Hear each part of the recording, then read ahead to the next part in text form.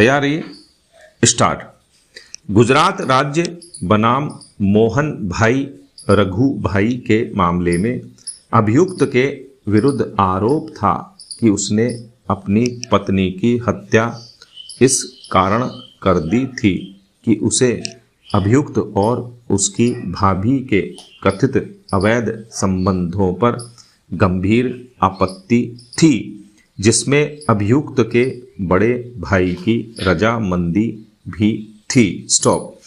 न्यायालय ने किसी अन्य साक्ष्य के अभाव में उक्त कथित आशय को हत्या के लिए विश्वसनीय कारण नहीं माना तथा अभियुक्त की दोष मुक्ति कर दी। स्टॉप।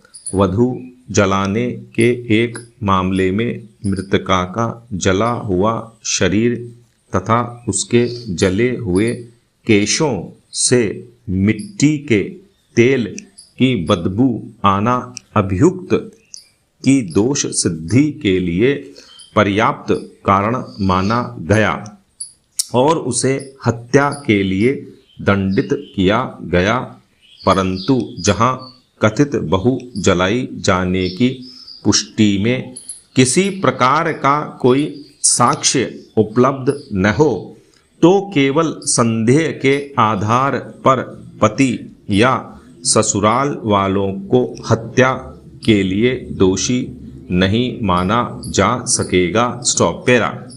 पुलारू बनाम मध्य प्रदेश राज्य के मामले में अभियुक्त ने अपने कृषि संबंधी औजार से मृतक के सिर पर एकमात्र वार किया, जिसके कारण मृतक के सिर की हड्डियां टूट गई और उसकी मृत्यु हो गई। स्टॉप।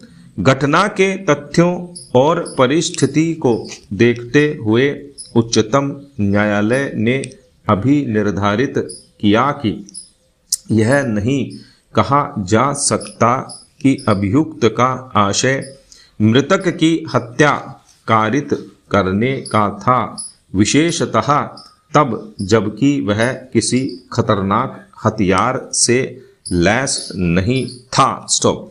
अतः उसे धारा 300 के अंतर्गत हत्या के लिए दोष सिद्ध करने के बजाय धारा 304 के भाग 2 के अधीन आपराधिक मानव वध के अपराध के लिए दोषी ठहराया गया। स्टॉप। पैरा। माता दीन बनाम महाराष्ट्र राज्य के मामले में सह अभियुक्त पर यह आरोप था कि उसने गाली की भाषा में मारो साले को प्रयोग करके मुख्य अभियुक्त को हत्या के लिए उद्दापित एग्जॉर्ट किया, जिसके परिणाम स्वरूप मुख्य अभियुक्त ने मृतक के पेट पर चाकू से प्रहार किया, जिससे उसकी मृत्यु हो गई। स्टॉप। प्रत्यक्षदर्शी साक्ष्यों के कथनों की मृत्युकालिक कथन से पुष्टि हुई। स्टॉप। चिकित्सकीय साक्ष्य के अनुसार मृतक के शरीर पर क्षति मृत्यु कारित करने के लिए पर्याप्त थी। स्टॉप। उच्च न्यायालय द्वारा मुख्य अभियुक्त तथा सह अभियुक्त दोनों को धारा 302 सह पठित धारा 34 के अधीन आजन्म कारावास के दंड की पुष्टि की गई। स्टॉप। इस वाद में उच्चतम न्यायालय ने मुख्य अभियुक्त को हत्या के अपराध के लिए दंडादिष्ट किया जाना उचित माना है। स्टॉप। पैरा।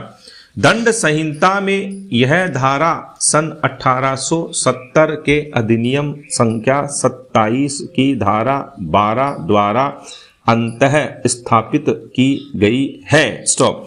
यह धारा उस स्थिति में लागू होती है जब किसी व्यक्ति की मृत्यु कारित की जाती है, लेकिन अभियुक्त का कृत्य आपराधिक मानव वध की कोटि में नहीं आता। स्टॉप।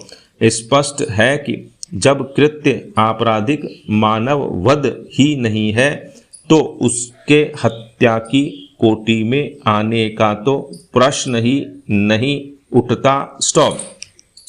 तात्पर्य यह है कि धारा 304 क उन मामलों में लागू होती है जहां अभियुक्त का न तो मृत्यु कारित करने का आशय होता है और न उसे मृत्यु की संभावना का ज्ञान ही रहता है। स्टॉप। अतः जब अभियुक्त द्वारा किए गए उपेक्षापूर्ण या उतावलेपन से किए कार्य के परिणाम स्वरूप मृत्यु कारित होती है तो उसे धारा 304 के अंतर्गत दंडित किया जाता है। स्टॉप। यह धारा उतावलेपन या असावधानी से किए गए कृत्यों के प्रति लागू होती है जब ऐसे कृत्य के परिणाम स्वरूप किसी व्यक्ति की मृत्यु हो जाए। उदाहरणार्थ, उतावलेपन से तेज गति से मोटर गाड़ी या स्कूटर चलाना। स्टॉप।